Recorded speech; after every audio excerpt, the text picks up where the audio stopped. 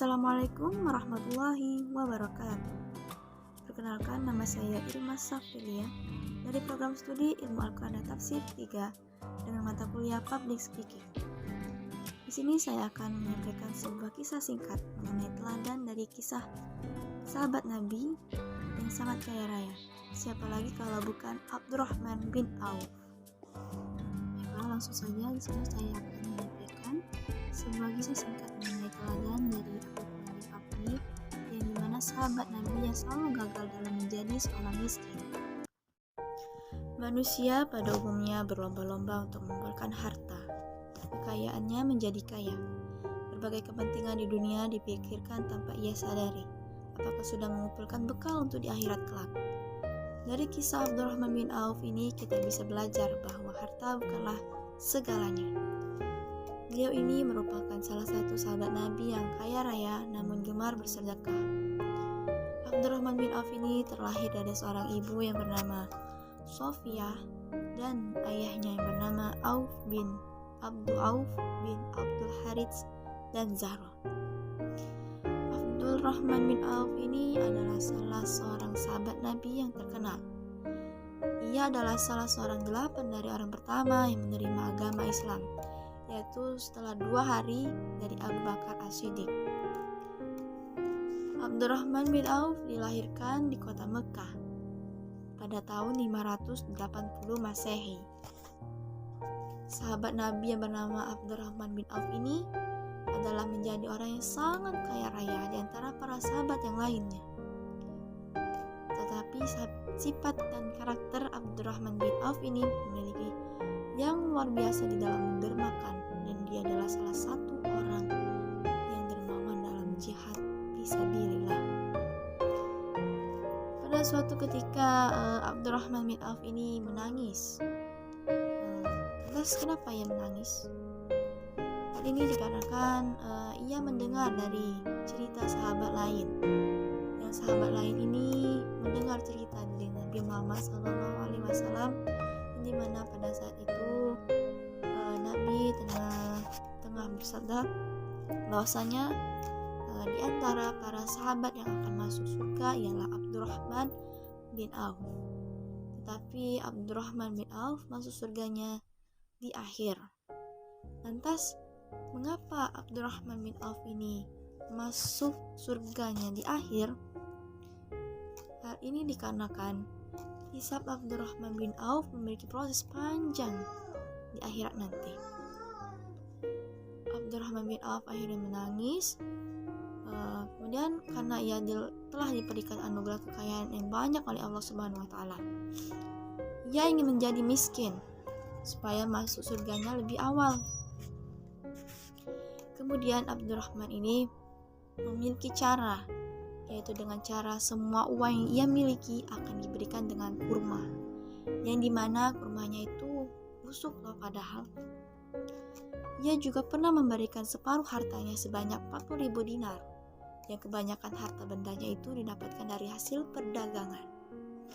Suatu ketika ada salah satu kaum Ansor yang bernama Sa'ad, yang terkenal dengan kekayaannya di Madinah, menawarkan harta pada Abdurrahman bin Auf.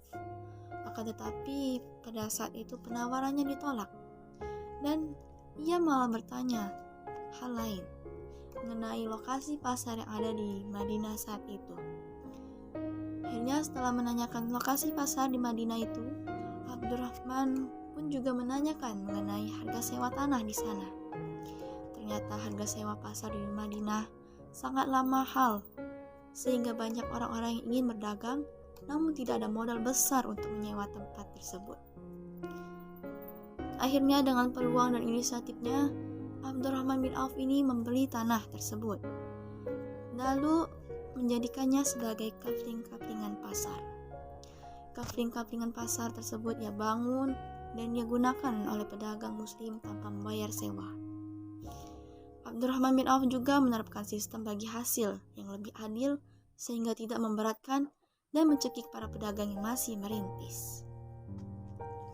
Setelah itu, Abdurrahman bin Auf ini pernah memberikan 200 ruqyah emas atau 1 ruqyahnya setara dengan kurang lebih 31 gram. untuk memenuhi kebutuhan logistiknya selama perang Tabuk. Saat ada seruan untuk berinfak dari Rasulullah SAW, ia tidak berpikir panjang lagi dan tidak ragu-ragu. Pada saat itu terjadilah perang Tabuk. Yang dinamakan perang Tabuk ini adalah peperangan di antara umat Islam dengan Bizantium Romawi yang menempuh perjalanan sejauh 770 km. Para sahabat pergi ke medan perang tersebut dengan menempuh jarak 770 km. Para sahabat, para lelaki, para mujahid-mujahid itu pergi ke medan perang semuanya. Di sisi lain, terkait dengan penjualan kurma tadi, alhasil kurma yang pada saat itu seharusnya dipanen tidak dapat dipanen. Akhirnya semua kurma itu busuk.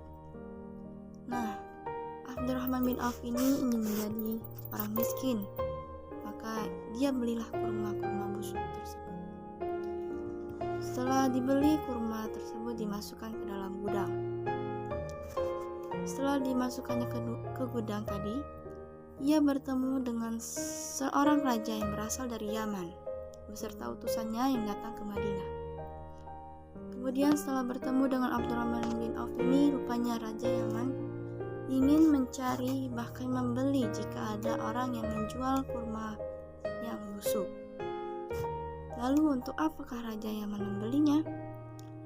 Ternyata Raja Yaman ke Madinah hanya untuk mencari kurma busuk itu dikarenakan kurma tersebut dapat mengobati penyakit kulit yang dimana pada saat itu sedang menyerang di kota Yaman. Alhasil Abdurrahman bin Auf sajalah yang punya kurma-kurma yang busuk tadi.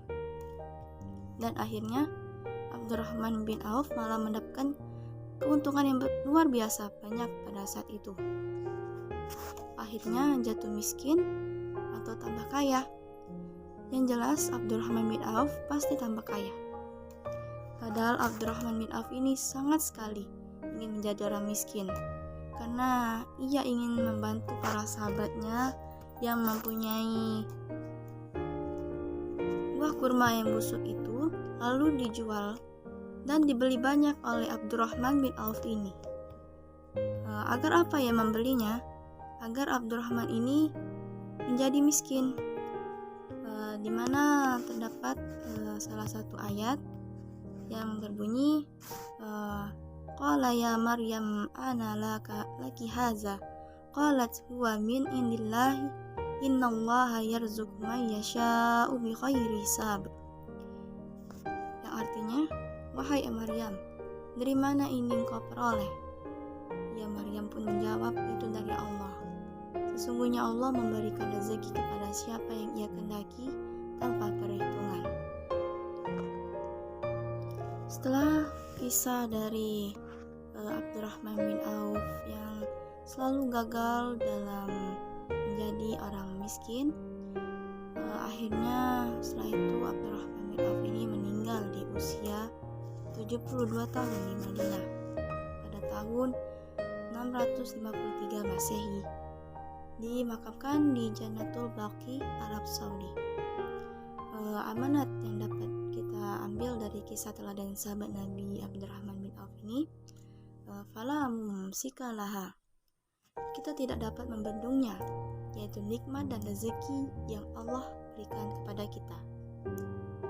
Baginya, warisan terbaik yang ditinggalkan pada keluarganya saat meninggal bukanlah harta ataupun kekayaan, melainkan ajaran Islam dan teladan dari Rasulullah SAW. Mungkin ini saja yang bisa saya sampaikan mengenai kisah singkat teladan dari Abdurrahman bin Auf ini. Semoga kita bisa mengambil hikmah dari kisah ini, dan apabila terdapat kesalahan kata maupun perbuatan, saya mohon maaf yang sebesar-besarnya, dan kepada Allah saya mohon ampun. Akhirul kalam, wabillahi taufiq wal hidayah. Wassalamualaikum warahmatullahi wabarakatuh.